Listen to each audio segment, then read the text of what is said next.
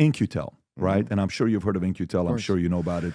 It's the Trump on Thursday spoke at is at Arizona State University, which is the president is Michael Crow, who's the chair, is today and was since its inception in 1999 the chairman of InQtel. And by the way, so what's your point with that, though? My point on that is Arizona State University is this really interesting hub in Arizona. It's where Obama gave his first commencement speech, but it's got a huge censorship program there through something called the Center on Narrative, Disinformation, and Strategic Influence. That's tied all the way up to the Arizona Supreme Court with this disinformation task force that center's head was spearheading. The McCain Institute is highly active there with a giant censorship operation through its strategic communications program. There's so much censorship of the Trump world that runs through ASU, and it's part of something called their Global Security Initiative, the ASU Global Security Initiative, which is a formal intelligence program. So it's literally a U.S. government intelligence-funded domestic censorship program. And they get $1.6 million from the Pentagon to do this censorship black ops.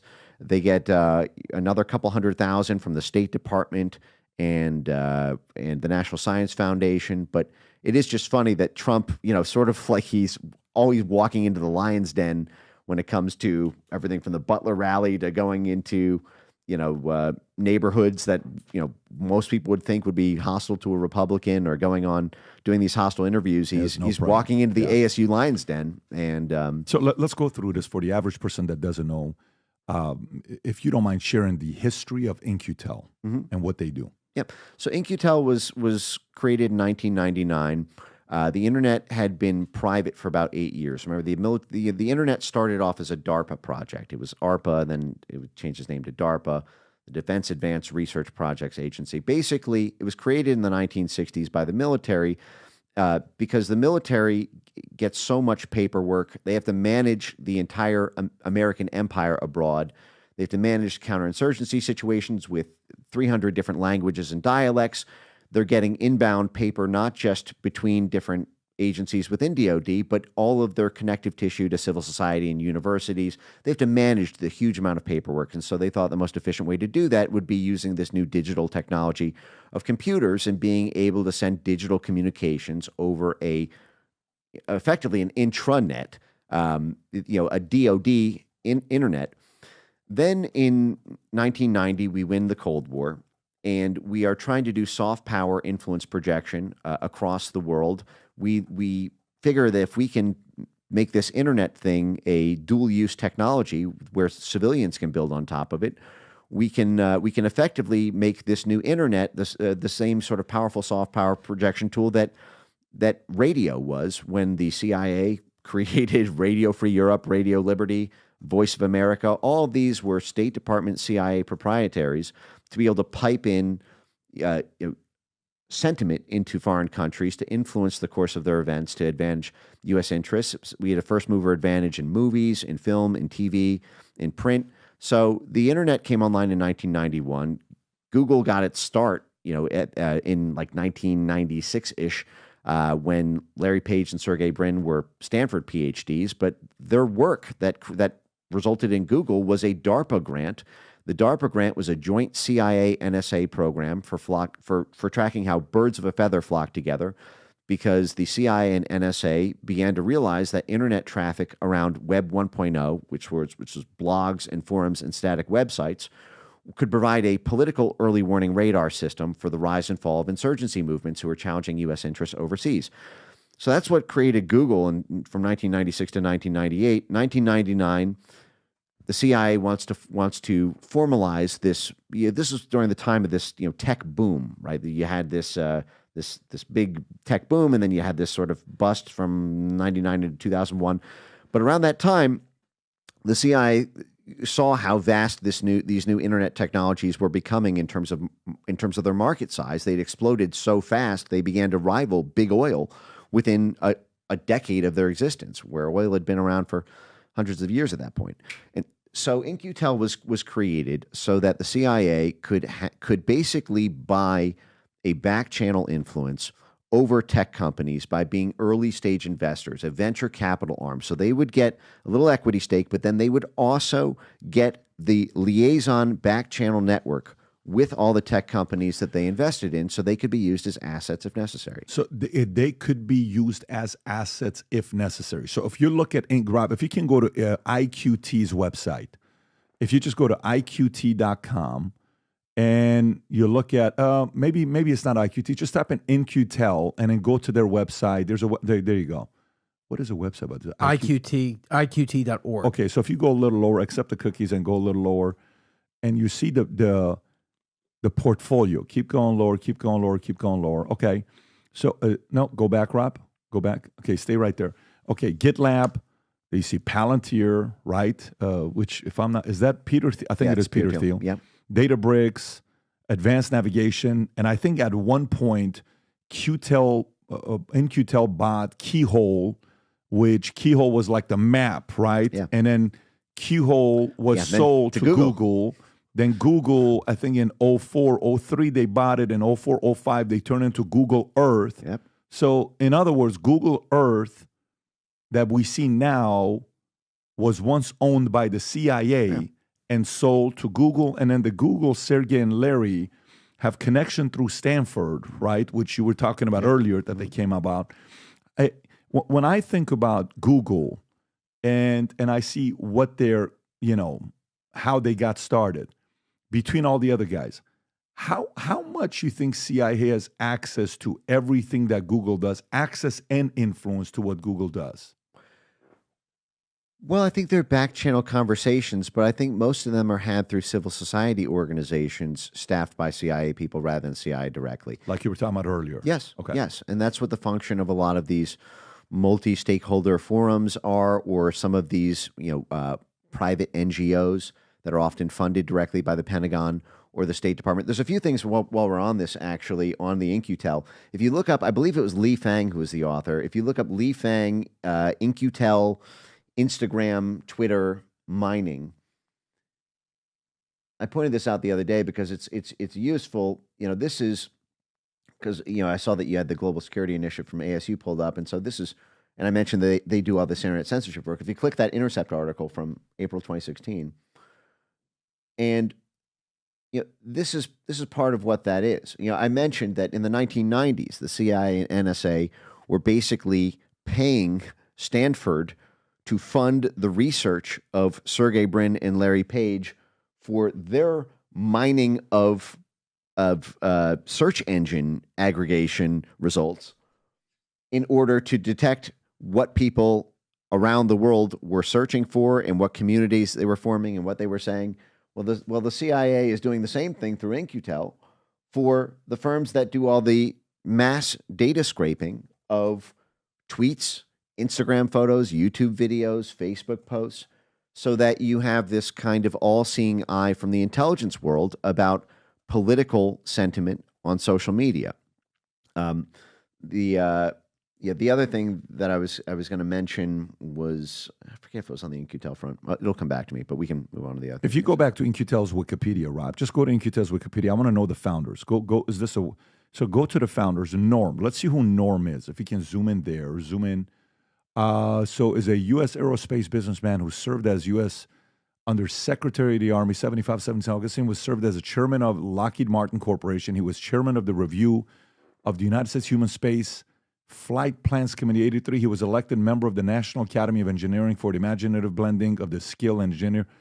And if you go a little, is that it? That was the career? So where is the, and then go back to the other founder. Let's see who the other guy is. Yeah, he's a little bit interesting as well. American technology who got to start as a video game designer, then co-founded. Okay, can you freeze right there? Yeah. So you notice the other founder came from Lockheed. Right. And this one is the State Department's Foreign Affairs Policy Board. This is what I talk about all the time, which is that the CIA is because the tee up to this was, how extensive is the CIA's back channel or influence over Google? And I always try to stress that the CIA is second fiddle in everything it does. It only exists for two purposes. One is it is a plausibly deniable support agency for the State Department to pursue State Department goals, or it's a plausibly deniable covert support unit for the military for paramilitary DoD activity. Anytime you go from CIA director to head of the State Department, like Mike Pompeo did under Trump, or anytime you go from CIA director to head of the Defense Department, like Leon Panetta under Clinton, that's a promotion.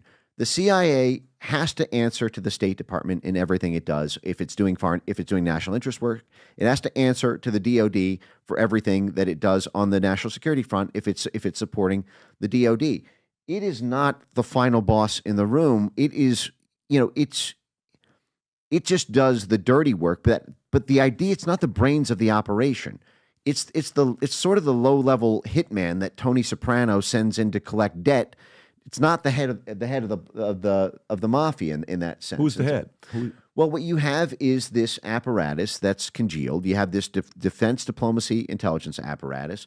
And so you have these corporate and financial stakeholders who work together with the diplomat sphere and the military sphere to create a consensus. And the CIA will implement whatever plausibly deniable covert action consistent with the plausible deniability NSC 10-2 doctrine in order to implement that.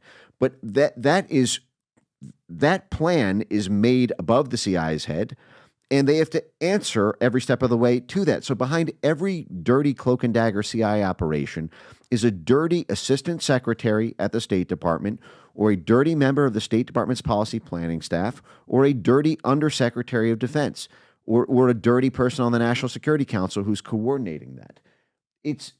They are the functionaries. They're the arms. They're not the brains of it. But what you see here actually in In-Q-Tel is the representation of both the State Department and the Pentagon. And the other thing I want to stress, though, and I just remembered this is the second thing that I wanted to come back to, was when we were talking about Google and its early role with the CIA and the NSA and DARPA.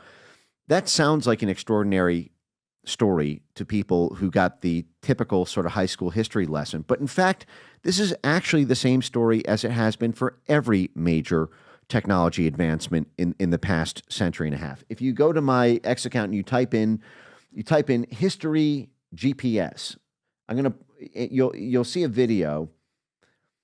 You'll see a video by, I believe it was George Friedman, who was the former head of Stratfor. Stratfor is known as the private CIA.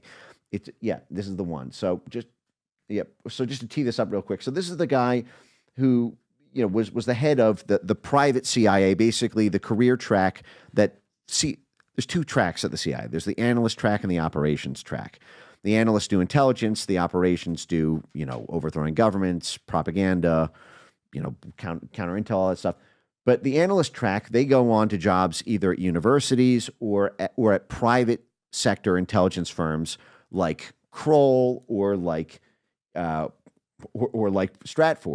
The Stratfor email leaks were actually a big deal with the Assange WikiLeaks. But this is George Friedman giving a talk. I believe it was in Dubai. But he's basically counseling one of the Gulf nation governments about how to create a robust technology sector, because everyone knows the biggest game in town is tech. Big tech has overtaken big oil. Even if you're an oil nation, you need to diversify where your incomes come from. And if you're not competing on technology, you're going to lose economically to those who do. So he's brought in to speak at this conference a few years ago, and he's telling them, listen, we believe in capitalism. We believe in in the power of the free market, but you want to really kick butt free market capitalist tech sphere to grow in your country. You need to have the government subsidize it. And I know it sounds a little bit counterintuitive. He's saying this? Yes, he's saying you need to have your defense sector fund this and subsidize it. And he basically says, I know this sounds counterintuitive and it's a little at odds with free market, but let me tell you the history of how America got this way. And then if you want to let this play, this clip's about 2 minutes, but goes over the history of the GPS, the cell phone, the camera, all this. I want to begin with technology, because there is a belief here that technology is the key to geopolitical power. Well, perhaps it is. But let's first discuss technology. So, for example, this is an iPhone. You must have many of them. It's obviously a useful tool, and you have no idea of its history. I will now tell you its history. The cell phone was developed by the United States Army in the 1970s. It was first deployed by the U.S. Army. So your cell phone is a military tool. The microchip was commissioned by the U.S. Air Force to fly the F-14 and also cruise missiles. GPS, you use that to find your way around. So did the U.S. Navy, which commissioned the building of the GPS squadron so its submarines could know where they are. There's, of course, the camera. We all love the camera. I don't, but my wife does. It was developed for space satellite so that the film did not have to be dropped to Earth. It took pictures that could be transmitted as data to Earth. And of course, there's the internet, without which this wouldn't have any place, which is developed by DARPA, Defense Advanced Research Projects Agency, to move information from one point to another quickly, so we didn't have to mail it.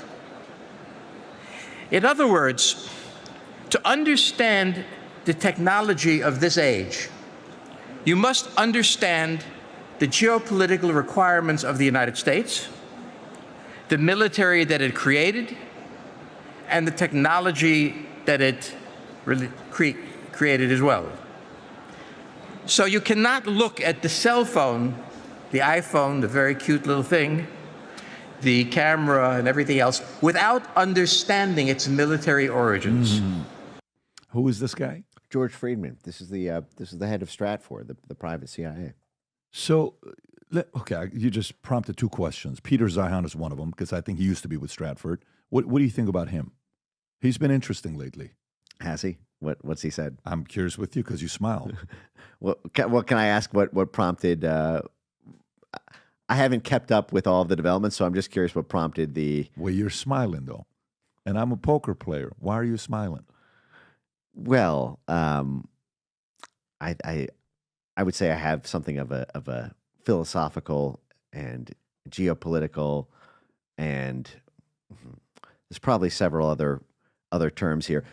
I have some disagreements with the way that he sees, interprets, and promotes his vision of geopolitics. I think it's hard for me to find a Peter Zeihan video that I agree with on either first principles grounds or the conclusions or the analysis. Now, look, I'm not trying to pick a beef or whatnot, but there's. I think I've seen. First of all, didn't he quit Twitter and then come back, and he seemed to be promoting, at least in some soft sense, much of the internet censorship architecture that's been laid down. I mean, I see him as a sort of regurgitation of the vomit of the blob as a sort of private consultant that just kind of distills the jargon of foreign policy for layman speak in order to kind of get a mass of hearts and minds. And I'm not saying that's his business model, but the end result of it is it's kind of a Bill Nye the Science Guy of geopolitics. Well, let me ask you this: is he? So does he give you vibes of CIA or no? He doesn't give you vibes of being connected, or? I don't know. I mean, like I said, a lot of people accuse me of that as well. It's hard to actually be informed in this space without having people in that world who are a part of your network. It's a world that most civilians with a 9 to 5 and who care about football or the UFC or music or some other passion, you're either in this or you're not, or you only have a passer's chance at understanding it. And if you're doing it full time as a full time consultant or whatever his business model is, then you're obviously pros. You're obviously connected to those networks. So that doesn't mean that you are of it. And the other thing to keep in mind is that so much of it by its very nature is informal networks. So you're not necessarily. He gets a lot of eyeballs. He gets a lot of eyeballs. Like when he does the interviews and he makes his tours, but he's not necessarily, he doesn't favor Trump, right? He's not the most pro-Telegram Pavlov guy, right? He's not the most pro-Musk guy, right? And, when someone's against, let's just say Musk or Telegram, and we saw what happened with Telegram, I want to know your thoughts on that as well. I don't know. For somebody to be able to speak the way he does on so many different variety of topics, you wonder, how does he know this stuff? You just go to the Diplomat and you just recycle whatever's on the top page. Or you read the Journal of Democracy. Go to journalofdemocracy.org, for example. So you don't think he's that deep. You think he's shallow with the information that he has. Listen, you're making me pick this beef. I've done it publicly, by the way. If you've seen, I've did like a little video on this before. I try not to get into these personal things. But look, and I say this sort of with a little bit of love in the sense that, everyone's trying to interpret the world of geopolitics. So I'm not trying to pick a personal thing, but I think it's actually everything that I've seen, and I'm open to being wrong on this. If someone can show me an insightful Peter Zeihan video, I will Clockwork Orange, keep my eyes open for the whole thing. I will real time do my response to it.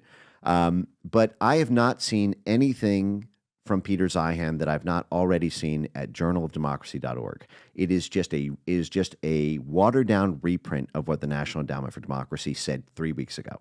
Hi, this is Mike Benz. You can connect with me on Connect for any questions that you have on internet censorship, foreign policy, national security, the blob, or if you want to know what a particular institution is doing that you may have seen or have questions about in terms of its control over the information ecosystem. So connect with me on Connect. Okay, so fine. Let's go back to George Friedman, okay? And George Friedman, you're talking about, he's the what? He's the, what is his position there? Founding geopolitics, the chairman of the publishing company, Stratford, right? So he said what he said in that speech. Here's the phone. Here's the camera. Here's the internet. DARPA produced internet so we can mail things to each other faster, right? What did you want me to dissect from his message there?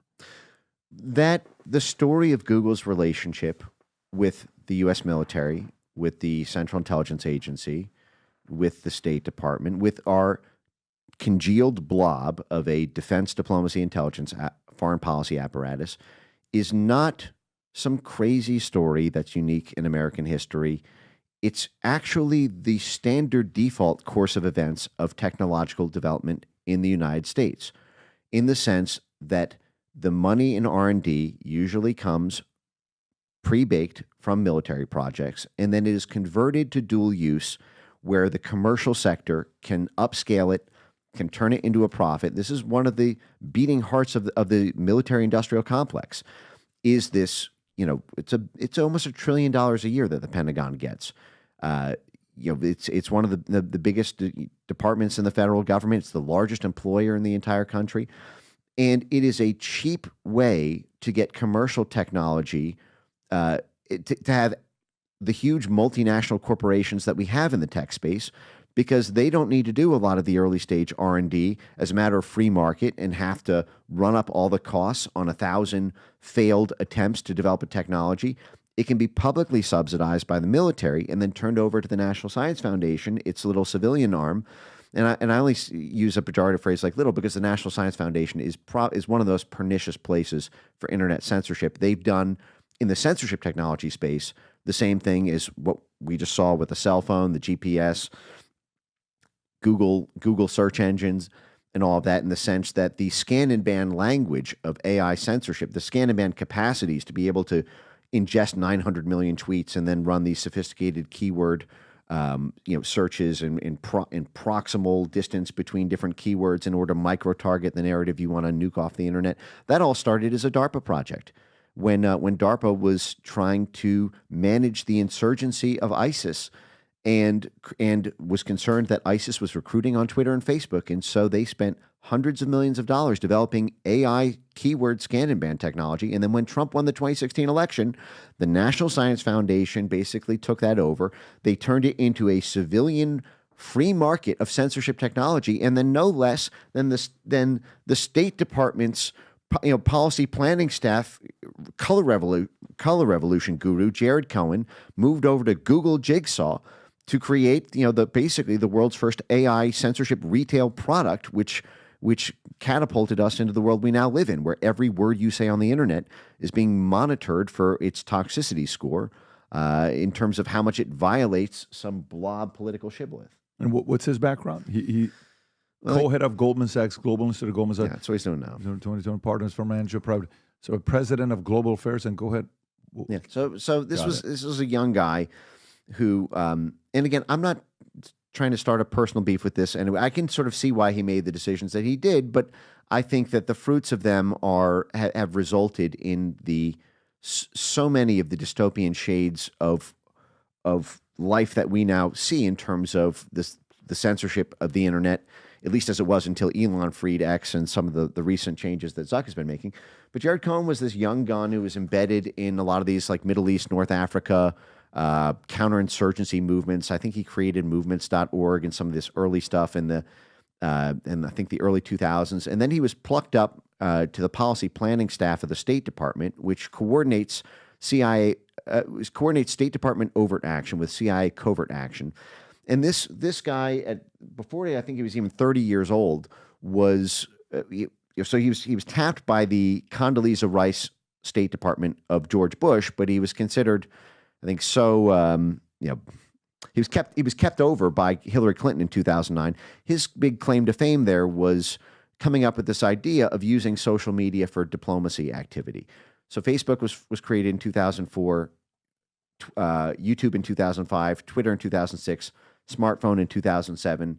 Jared Cohen gets to the State Department's policy planning staff, which coordinates state and CIA activity, in around 2007. And he looks around and he says, what are we doing running these operations out of U.S. embassies or consulates or CIA station houses? Everyone we want to recruit is on Facebook, is on Twitter, is on YouTube. We can upscale our diplomatic toolkit, our covert action toolkit, our color revolution toolkit by simply leveraging the power of social media. So we need a new doctrine called digital statecraft, or diplomacy 2.0 is some of the branding terms. And this was credited with the crowning achievement of social media diplomacy, the Arab Spring.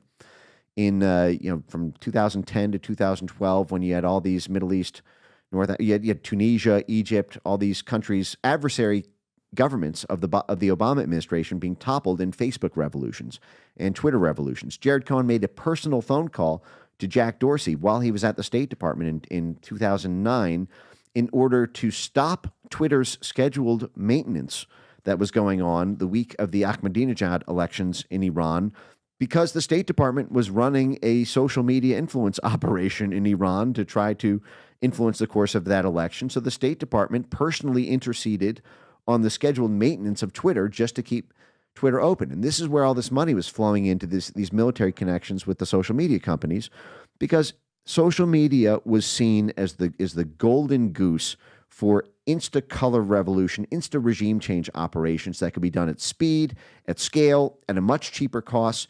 You don't need to have 10,000, interlocutors on the ground through a dozen different NGOs in order to mobilize people to take to the streets of the Maidan Square in 2014. You just have a Facebook group which tells everyone to be exactly where they need to be, tells everyone what the slogans are. Everyone can just, and then you can publicly market off of that because it's a public-facing social media hashtag or a social media, page. We actually funded all these groups with State Department money and USAID money to train them how to use Facebook, Twitter hashtags and set up Facebook groups. But then all of this came to a crashing halt when it started to backfire on the foreign policy establishment, when Brexit happened and then Trump got elected on the back of social media.